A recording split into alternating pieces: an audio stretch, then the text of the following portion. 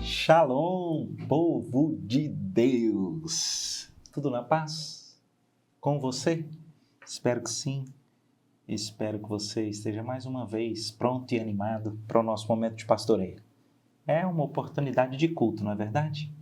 Nós estudamos a palavra de Deus juntos, nós louvamos o nome do nosso Senhor juntos, nós oramos juntos. Não é um privilégio? Então quero te convidar a começarmos juntos, louvando, engrandecendo o nome do nosso Deus. Vamos louvar?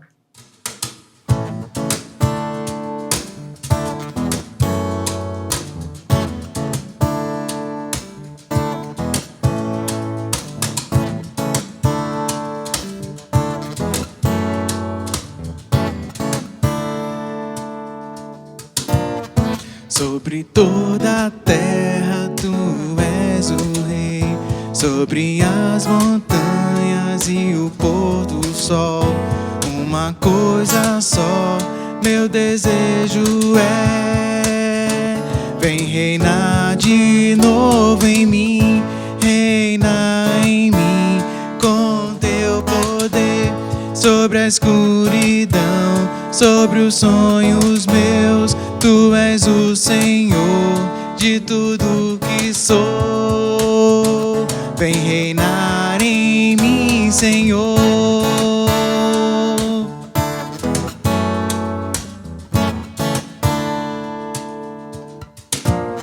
Sobre o meu pensar, tudo que eu falar, faz-me refletir a beleza que há em ti.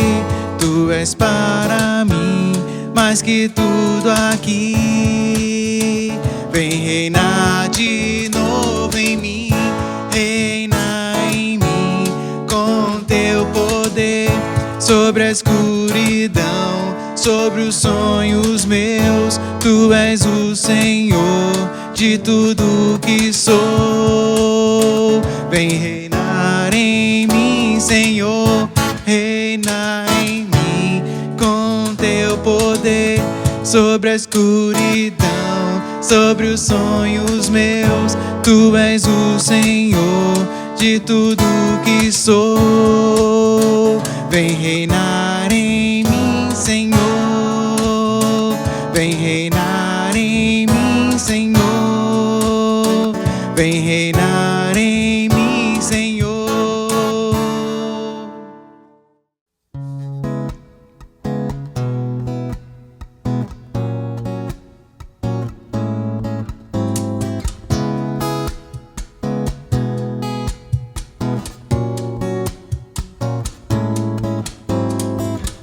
As coisas aqui do mundo não servem pra nossa carreira.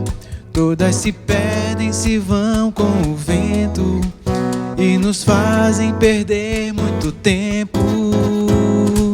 As coisas aqui do mundo não devem ser o nosso alvo, pois o que Deus preparou para os seus filhos jamais foi visto ou pensado por homens. Despojai-vos do velho homem que corrompe-se com seus enganos. Revesti-vos de toda a armadura de Deus. Enchei-vos do seu espírito. Buscai as coisas que são do alto, onde está o Senhor Jesus Cristo. Pois morrestes para o mundo e a vossa vida está oculta em Jesus para sempre.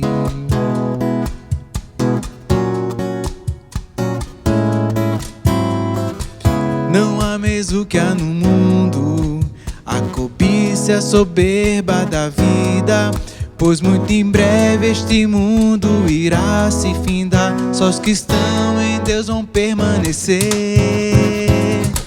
Ameis acima de tudo ao único Deus do universo, pois nele não há mudança ou variação. Suas promessas todas irá cumprir. Despojai-vos do velho homem que corrompe-se com seus enganos. Revesti-vos de toda a armadura de Deus, enchei-vos do seu Espírito, buscai as coisas que são do alto, onde está o Senhor Jesus Cristo, pois morrestes para o mundo e a vossa vida está oculta em Jesus para sempre. Está oculta em Jesus para sempre. Está oculta em Jesus para sempre.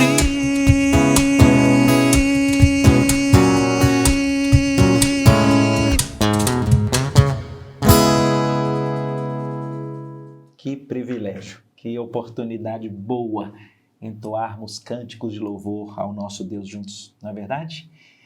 E o momento de pastoreio continua no seu passo da agenda diária de Deus conosco pela sua palavra, né? Vocês sabem que nós seguimos essa organização da Bíblia nos seus livros como nós a utilizamos.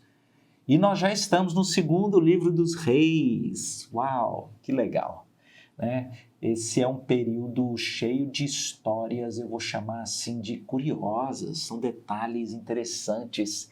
Eu vou até aproveitar e dar um testemunho pessoal. Eu sou nascido, criado na igreja, então já passeei pelas escrituras aqui diversas vezes, muitas oportunidades, mas vocês sabem que toda vez que a gente volta por esses capítulos com esse olhar de buscar no detalhe, né, a preleção que busca as lições. Gente, como a Bíblia é abundante, como a gente parece que aprende um pouco mais, como parece que um novo detalhe captura a gente. É muito legal. Então, não altera o fato de você ter muitos anos, talvez, de vida cristã, não altera o fato de talvez você já ter passado por capítulos, livros, textos como esse. Sempre a gente pode ter o coração cheio de expectativa daquilo que Deus vai nos comunicar naquele novo momento histórico, naquele novo detalhe, né? Isso é muito especial. Nosso capítulo é grande, nosso capítulo é repleto de histórias, de lições, e eu não acredito que vou conseguir vencê-lo todo. Mas quero sim conversar, porque o capítulo 2, o segundo livro dos Reis, é um dos capítulos que tem uma das manifestações pirotécnicas mais sensacionais das Escrituras, que é a carruagem e os cavalos de fogo pegando Elias, e como que em uma sistemática de redemoinho leva Elias para o céu. Uau, é um negócio maravilhoso, não é verdade? Elias é um desses exemplos de alguém que não morreu, mas foi trasladado. E nesse capítulo é que nós temos essa história.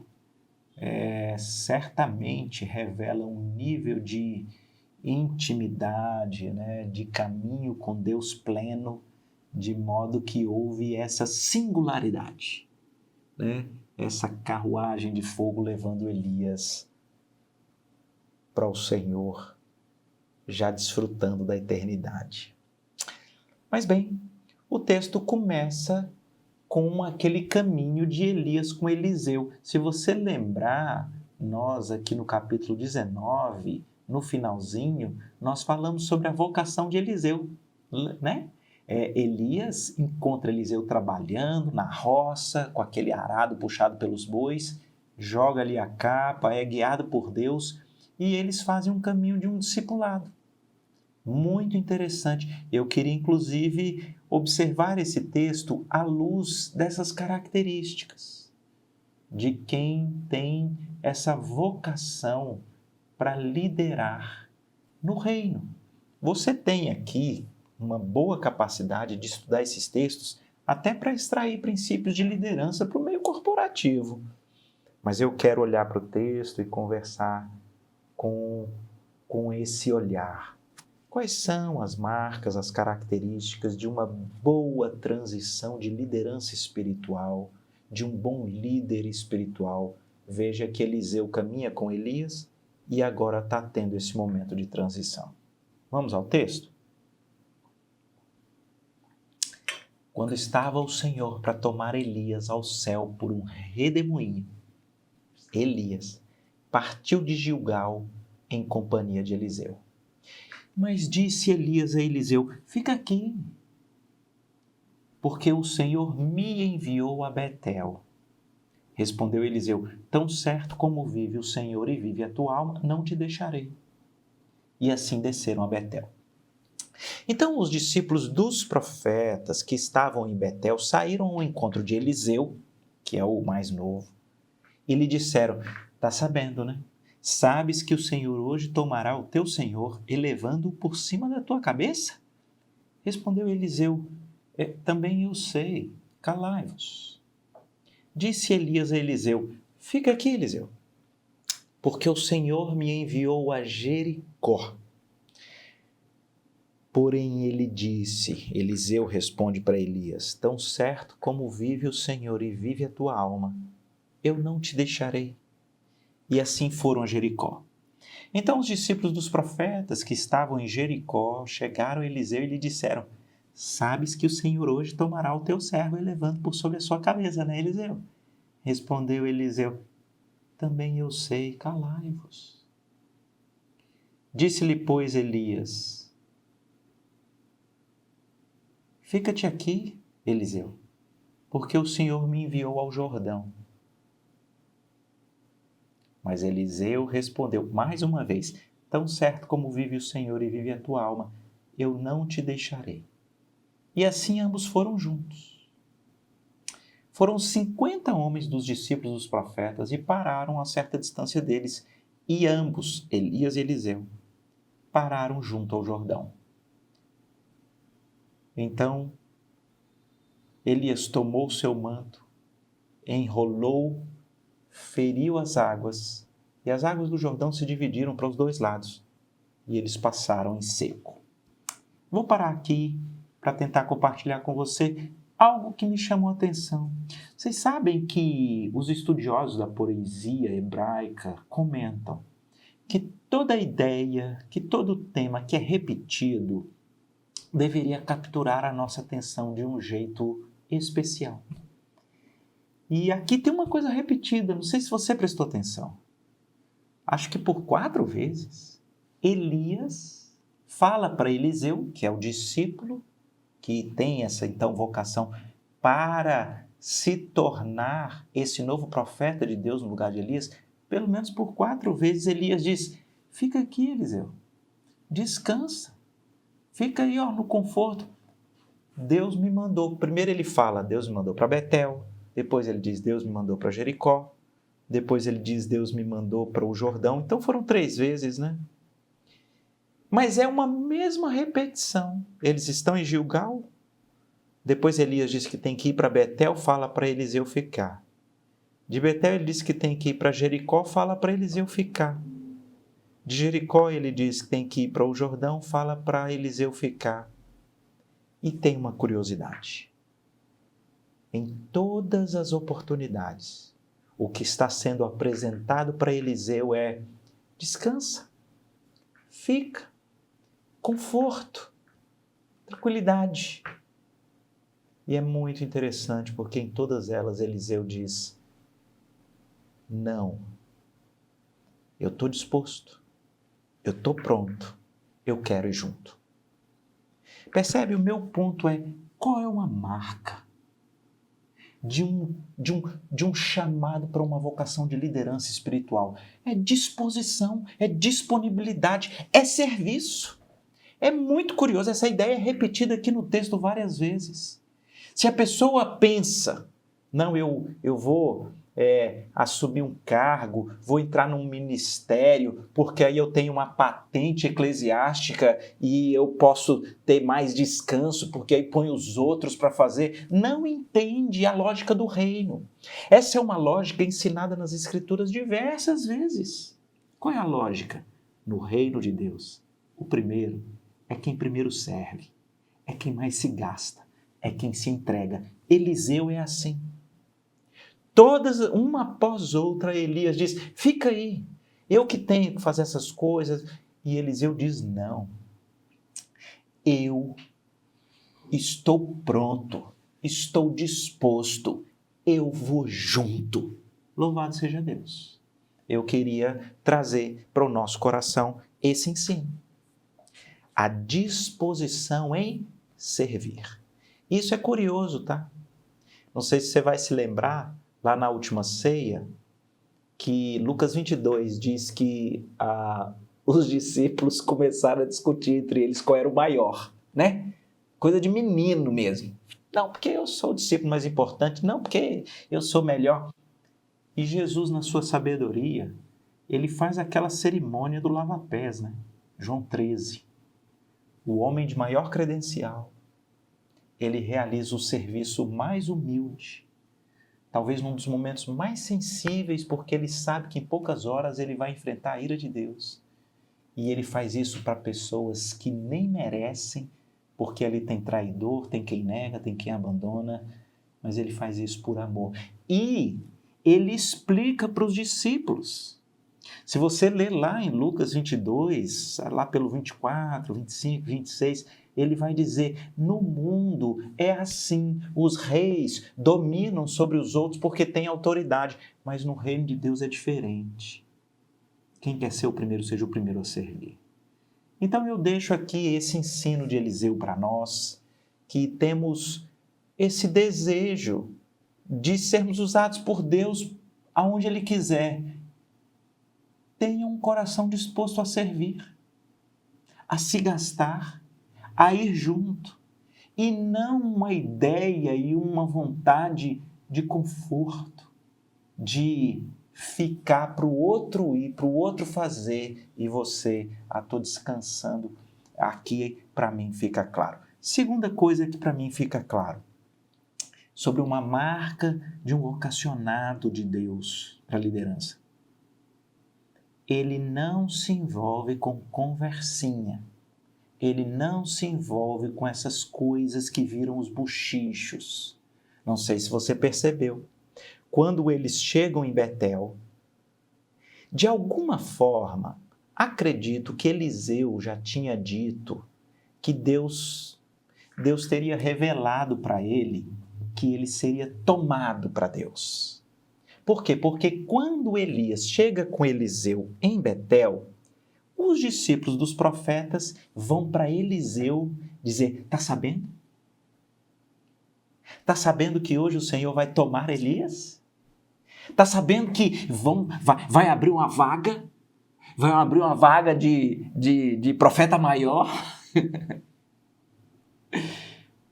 Eliseu fala, nós sabemos, mas não é esse o meu foco. Calai-vos. É curioso porque eles andam e eles vão para Jericó e acontece a mesma coisa. De novo aqui a repetição. Os discípulos dos profetas, nos 5 que estavam em Jericó, procuram Eliseu e dizem, Eliseu, está sabendo? Está sabendo que o Senhor hoje vai tomar Elias? É como se fosse aquela coisa assim, está vencendo o mandato, né? Vai ter troca de liderança, está abrindo vaga. E essas coisas que chamam as pessoas a uma conversa que é uma conversa de poder, é uma conversa às vezes política. Quem vai ser? Quem toma o lugar? Está sabendo, Eliseu? Elias vai ter essa vaga. O que você acha? Porque, veja, eles são vários discípulos. Só para ir para o Jordão vão 50. Mas Eliseu, parece que ele tem uma sabedoria que nós deveríamos ter. Nós deveríamos ter a sabedoria de focar naquilo que edifica, naquilo que nos amadurece. Nós deveríamos ser restritos com aquelas coisas que nos distraem, com aquelas conversas que elas não são edificadoras. É muito curioso essa repetição. Eles querem como que sugar, talvez o coração de Eliseu, não sei se para um poder, não sei se para colocar pulga atrás da orelha dele. Tá vendo que ele vai, mas até agora ninguém falou nada, que é você que vai assumir. Sabe essas coisas? Eliseu não cai nessas questões de cargo, de poder e de conversas que distraem, conversas que não edificam. Está aqui uma outra boa lição para nós em relação à liderança espiritual. Quem quer ser líder espiritual tem que ter muito cuidado, porque você vai ser abordado por pessoas que querem conversinhas, que querem falar sobre esquemas, sobre arrumações, sobre poderes. Eliseu não está atrás disso. Eliseu é servo, Eliseu é discípulo, Eliseu é disposto e Eliseu não cai nas conversas de distrações. E aí eu quero seguir, porque tem uma parte muito especial aqui agora, já que nós estamos conversando no contexto sobre esse enfoque de marcas de um verdadeiro vocacionado.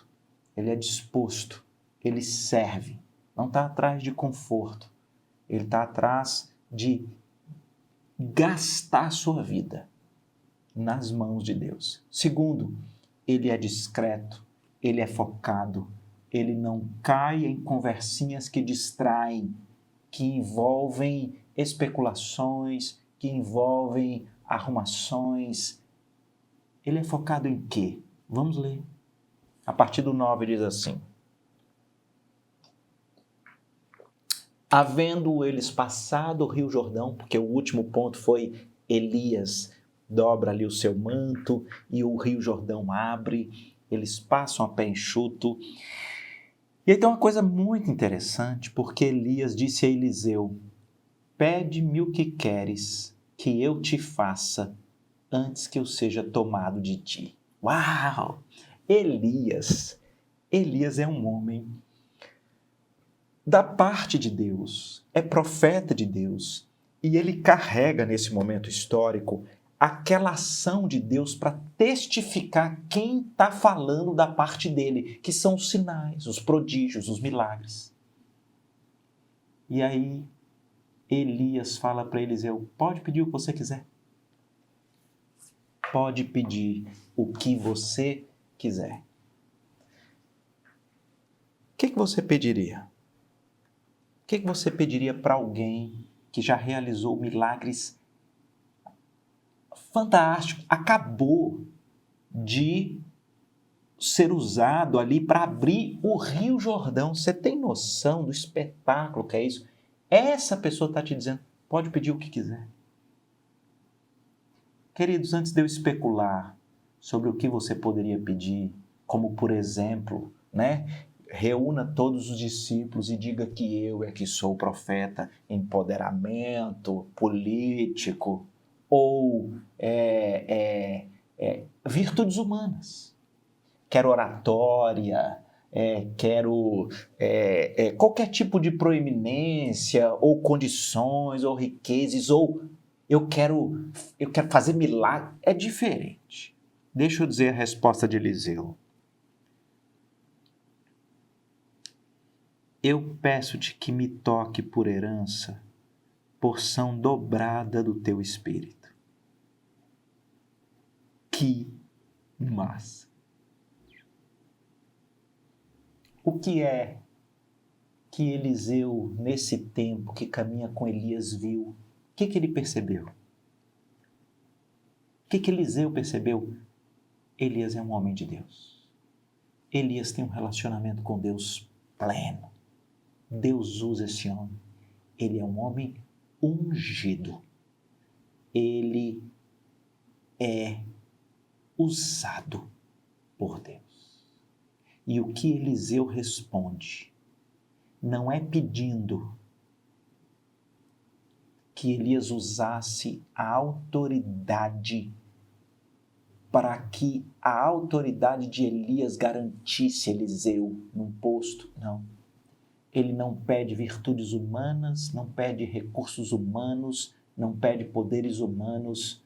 ele diz, eu quero ter essa unção, eu quero ter esse relacionamento com Deus, eu quero ter de maneira dobrada esse espírito que é um espírito guiado, usado por Deus. Uau! Essa é uma marca de um verdadeiro vocacionado por Deus. O que ele almeja é que a sua alma ela seja cheia de Deus, ela seja usada por Deus, ela tenha comunicação íntima com Deus. Eu quero resumir tudo isso daqui como o desejo de Eliseu é de uma unção divina para a missão que Deus tem. Queridos, que ensino especial para nós. Quais são as marcas de um vocacionado de Deus? Ele serve, ele se gasta, ele é disponível, ele é disposto. Quais são as marcas? Ele não é laçado por conversinhas, por esquemas, por distrações. Mas qual é a marca de um vocacionado do Senhor? Ele almeja a unção do Espírito. Ele almeja a presença de Deus na vida dele. Ele almeja ser guiado e usado por Deus. Uau! Que ensino maravilhoso. Elias fica mexido, porque ele diz, dura coisa pediste. É como quem até dissesse, rapaz, se fosse uma coisa, aqui um milagre, se fosse uma coisa que envolve a minha ação com a própria autoridade que eu tenho sobre os discípulos e na própria nação era fácil. Mas isso aí é um negócio que só Deus pode te dar. E é legal porque aí tem essa fala, né? Todavia, Elias diz, se você me vir quando eu for tomado de ti, então é porque Deus vai te dar isso que você está pedindo. Mas acho que se você não me vir, então você não vai ter. Diz o texto, a partir do versículo 11, que aí é aquela parte pirotécnica que nós temos, indo eles, andando, falando, eis que um carro de fogo com cavalos de fogo os separou um do outro. Elias subiu para o céu num redemoinho. Negócio exponencial. Eu tinha uma vontade de ver isso aqui, gente.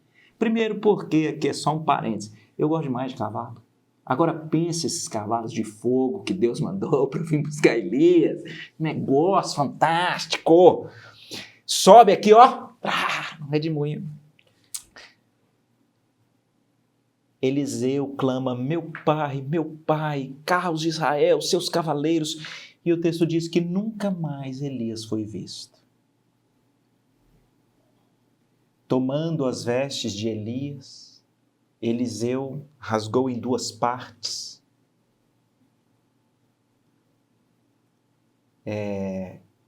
Na verdade, versículo 13, na verdade, Eliseu levou o manto de Elias, que Elias deixou cair quando subiu nessa carruagem. Quer dizer que o negócio foi veloz.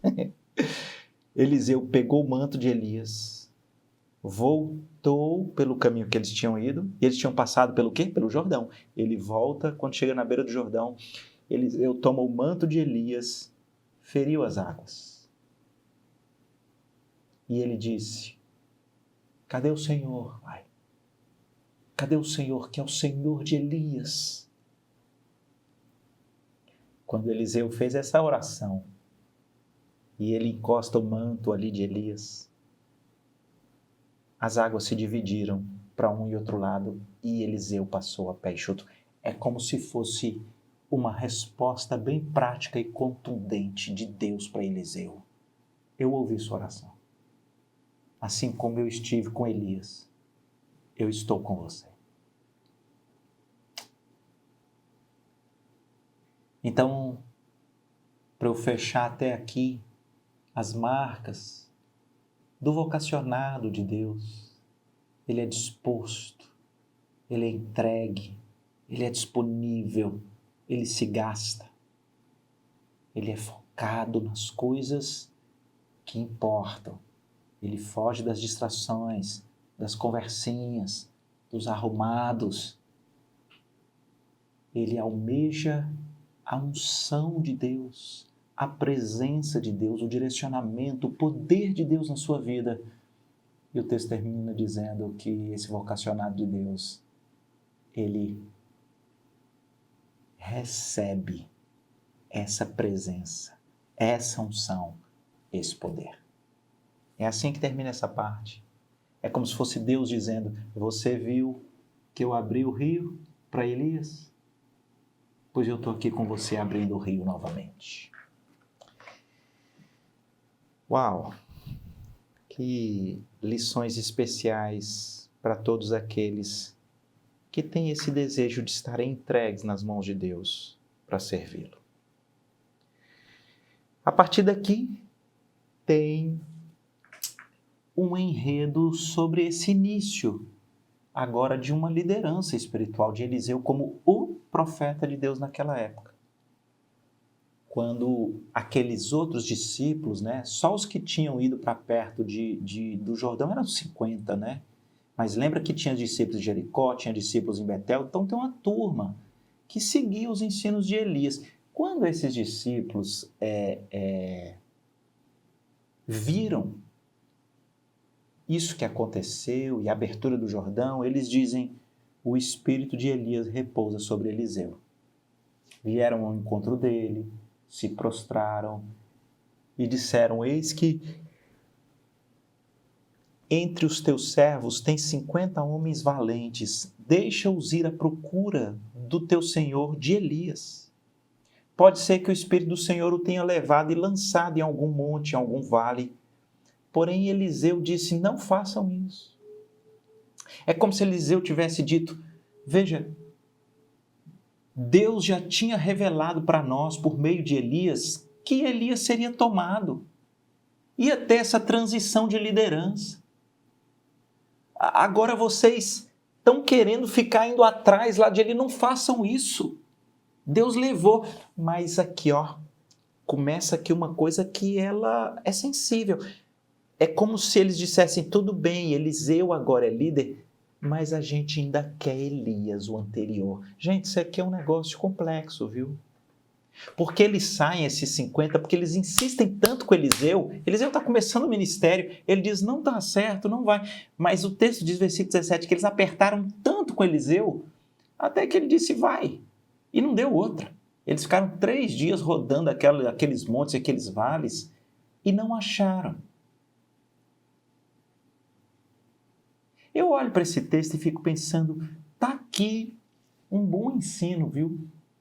Invariavelmente, no reino, nós temos as substituições de liderança. Existem as trocas pastorais nas igrejas. Existem os encerramentos dos mandatos de oficiais, de presbíteros, de diáconos, surgem outros. Há os líderes que mudam nos ministérios. É uma nova presidente da SAF, é um novo líder de um ministério de louvor, de missões. E há uma imaturidade que pode ser ruim. Que é quando você não lida bem com a mudança que ela faz parte do reino, porque o reino é de Deus, a igreja é de Cristo. E o que você pode ser tentado a fazer, como esses 50 que fizeram? Ai, que saudade do anterior. Ah, nós queremos o anterior. Coração dividido. Você corre o risco até de jogar contra o novo líder que está assumindo. Ah, temos que encontrar o anterior. Ah, como o anterior que era bom. Isso é um perigo, gente. Se há uma testificação, eles tinham. Deus é quem mudou essa liderança. Vamos ser firmes no Senhor e vamos apoiar essa nova liderança. Porque esse tipo de coisa, que é o antigo, é ruim. E aqui, eu vou para o outro lado da moeda. São pessoas que foram líderes. E nesse ciclo de Deus, terminou o seu período. Agora é outro. Veja, dê licença. Vai. Não fica ali perto, rondando. Como que captando o coração de pessoas que precisam estimular o novo líder, abençoar o novo líder. Cuidado, aqui nós temos um grande exemplo. Primeiro que Elias vai e vai de vez. Seu ensino para a transição de liderança. E o segundo ensino que nós temos aqui é o ensino negativo, que é não façam isso. Cuidado em você ficar com aquele saudosismo, que não é um saudosismo que eu vou chamar de um saudosismo saudável. Quer dizer assim, rapaz, foi uma benção. E agora? Agora Deus vai pôr a mão e vai ser uma benção. Esse é um saudosismo saudável. O saudosismo danoso é aquele que bom era antes, agora é ruim. Não vamos atrás do anterior, não fala nada para o novo, vamos ver. Esse é uma postura ruim. Tanto é que o texto termina com Eliseu dizendo, está vendo, eu já tinha dito, não era para vocês irem. Na sequência tem mais um milagre, que é o Senhor confirmando a vocação de Eliseu, porque as águas estão amargas. Aqui o texto diz que eles falam para Eliseu, e Eliseu então vem, eles deitam sal naquela água, e ele mais uma vez clama ao Senhor, e Deus transforma as águas em águas saudáveis. Esse é um período da história onde Deus não tem uma palavra revelada escrita como nós temos. Então, Deus tem essa sabedoria. Ele usa desses milagres, desses prodígios pela mão de alguém, porque é o jeito mais forte de testificar que é por essa pessoa que a minha palavra vai ser dada. Percebe? E Deus está aqui validando o ministério de Eliseu que está começando. E por fim, o capítulo termina com essa história cabulosa, que não podia ter caído para mim. Por quê? Porque tem gente que vai achar que eu vou ser parcial ao ler a história. Eu vou ler e você vai tirar as suas conclusões. O capítulo 2 termina dizendo que então subiu dali a Betel, está fazendo o caminho de volta, né? Então ele voltou para o Jordão, voltou para Jericó, voltou agora para Betel. E indo Eliseu pelo caminho, uns rapazinhos saíram da cidade e zombavam dele. E diziam, sobe seu careca, sobe seu careca. Virando Eliseu para trás, viu os meninos e os amaldiçoou em nome do Senhor. Então 2 ursas saíram do bosque e despedaçaram 42 deles. Dali foi ele para o Carmelo e de onde voltou para Samaria. Eu falei, a história ela é tensa. Ela é cabulosa. E eu não queria falar sobre ela, porque alguém vai dizer que eu tenho facilidade de ter compaixão com Eliseu, porque as pessoas que são meio calvas, elas ficam com compaixão de Eliseu. Brincadeira à parte. Você não gosta das Escrituras? As Escrituras, elas não são um escrito fake para pintar um cenário de perfeição. Não, ela é o relato da verdade. É por isso que a gente tem vários episódios com várias histórias que a gente tem dificuldade, às vezes, de entender e de explicar. É óbvio que dentro do contexto que nós estamos estudando, eu consigo sim ter uma sensação do que é que nós temos aqui. É certo que não é adequado em qualquer circunstância um certo tipo de irreverência onde você quer diminuir o outro, onde você quer falar mal do outro. Hoje em dia as pessoas usam a expressão do bullying, né? É o típico bullying, né? Ou seja, você está zoando, zombando do outro por algum tipo de condição, ou física, né? Como é aqui no caso. Alguém poderia dizer, pois está aqui o jeito de tratar o bullying, né? É só soltar as ursas para cima dos cabras que estão fazendo bullying. Bem, o princípio é estabelecido, mas aqui tem contornos muito importantes. E os contornos são: Elias, ele acaba de ser chancelado por Deus como a autoridade espiritual de profeta de Deus no meio da nação. Então aqui nós não estamos diante de adolescentes que estão zombando de outro coleguinha. Não. Aqui é um tipo de afronta ao próprio estabelecimento da liderança espiritual. E é por esse caminho que eu queria extrair aqui a lição. Se é certo que qualquer zombaria irreverente, em especial desse nível, que é para rir, diminuir, zombar, tirar onda com o outro, se qualquer dessas situações é desagradável, não é adequado, é um caminho ruim, eu acho que aqui nós temos contornos que podem nos ajudar a perceber a tragédia que é isso, quando você está querendo, de alguma forma, diminuir, zombar de alguém que Deus está colocando numa liderança espiritual. Veja que o processo do texto é de perante os discípulos, perante a cidade de Jericó. Agora ele está indo para Betel. É Deus usando dos expedientes naturais da época, os prodígios, para validar Eliseu e, com isso, ele ter esse respeito como quem é escolhido por Deus para falar da parte de Deus. E de repente você tem aqui esse tipo de zombaria que, para além de em si ser algo errado, ela é um tipo de afronta a alguém que está sendo levantado com uma autoridade espiritual por Deus. E é pegando esse ponto que eu faria essa aplicação. Sabe, quando a gente,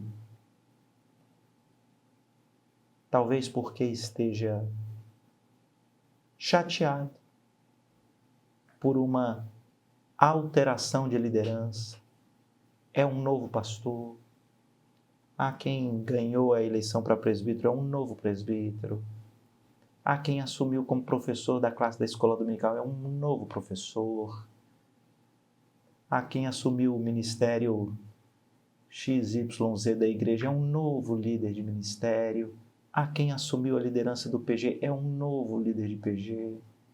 E quando às vezes alguém que está sendo trazido para uma liderança espiritual e você agora busca com expedientes de uma irreverência, de zoação, de diminuição, baixa, zombar, atacar aquele que está chegando, que Deus está colocando como líder, isso é algo que desagrada o Senhor. Quando nós temos, como o texto deixa claro, há um reconhecimento, Elias está sendo alçado como substituto de Elias, Eliseu está sendo alçado como substituto de Elias, como líder. Ele ter esse momento sensível sendo alvo de maldade, de zoação, isso desagrada o Senhor. É como alguém que então tem um novo pastor e você fica, mas ele, olha como é que a voz dele mas ele, olha como é que ele negocia, mas ele sim, e você fica ou por comparação, ou como caricatura, pegando coisas para você estar falando mal daquele que Deus colocou em cada uma das esferas de liderança que eu citei aqui. Acho que essa é uma grande lição espiritual que nós podemos tirar, né, do texto. E se é assim, queridos, para com aqueles que são colocados em liderança espiritual por Deus, eu fico pensando no perigo que é a zoação, a irreverência contra o próprio Filho de Deus, contra Jesus. Estou dizendo isso porque a gente vive tempos esquisitos e nós já vimos pessoas que em desfiles, em momentos de profunda baixaria e irreverência, elas assumem uma postura de zoação do próprio Senhor Jesus.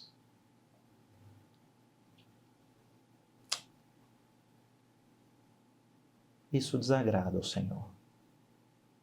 E Deus, na sua justiça, no tempo oportuno, Ele vai resolver. Ou resolve com quebrantamento, arrependimento e transformação, ou com juízo. E essa é uma lição que nós também podemos extrair aqui do texto. Vamos orar? Deus querido, obrigado por esse capítulo grande, repleto de lições. Em especial, queria pedir que o Senhor desenvolvesse em nós, todos aqueles que têm o desejo de te servir, essas virtudes da disposição, da disponibilidade para o serviço, a entrega nas tuas mãos para nos gastarmos, não ficarmos atrás de conforto, de descanso, mas também, Pai, nos dê a sabedoria para filtrarmos os assuntos, as rodinhas, nos livra daquilo que traz a distração, ou que traz conversinhas de arrumadinhos, de esquemas. Dá-nos o foco do aprendizado do discipulado, do reino. Mas assim como Eliseu, Pai, põe no nosso coração um anelo, um desejo, que é da unção do Senhor, que é da Tua presença, que é de sermos usados por Ti e que o Senhor nos use aonde o Senhor nos colocar. Pai querido, obrigado pela Tua palavra. Em nome de Jesus.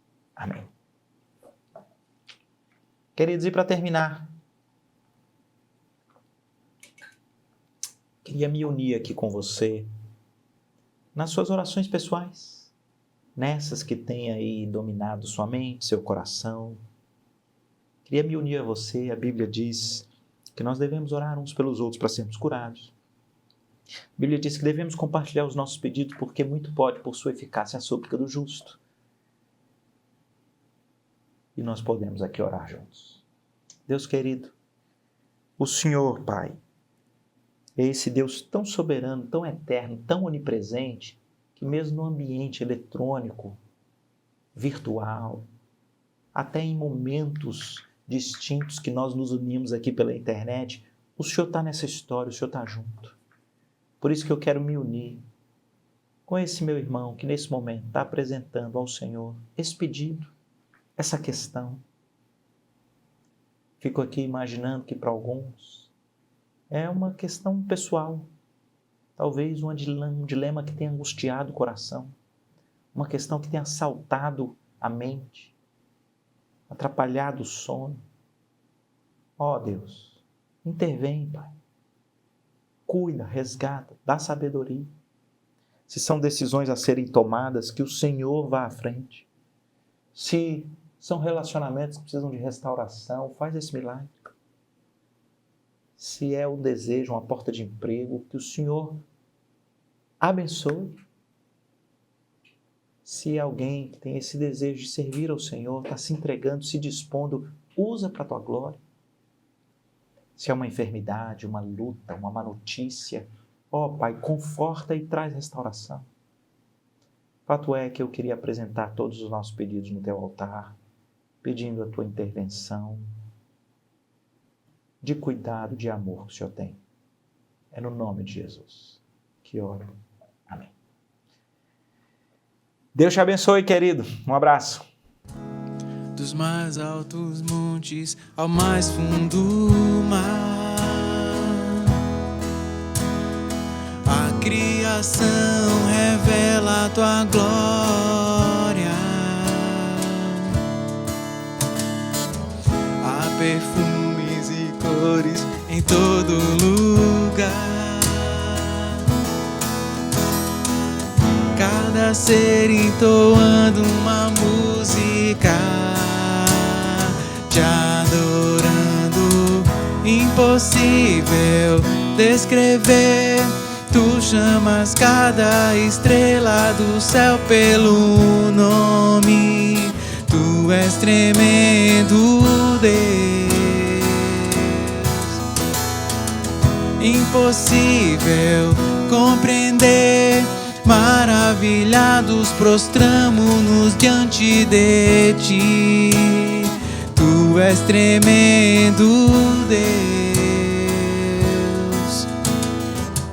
que comanda os relâmpagos e os trovões e dá ordem às chuvas sobre as nações, que criou lua e sol e a fonte da luz, fez os dias e as noites e a tudo conduz. Incomparável, impossível descrever. Tu chamas cada estrela do céu pelo nome. Tu és tremendo, Deus. Impossível compreender, maravilhados prostramo-nos diante de ti. Tu és tremendo, Deus.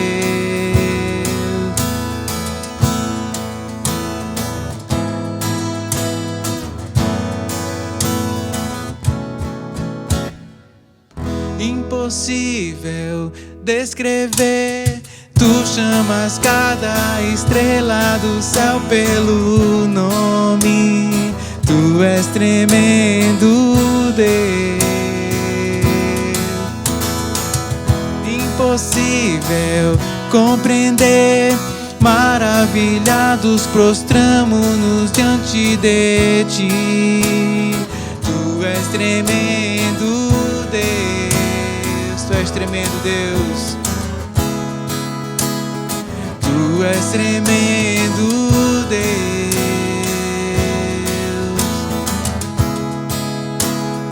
Tu és tremendo,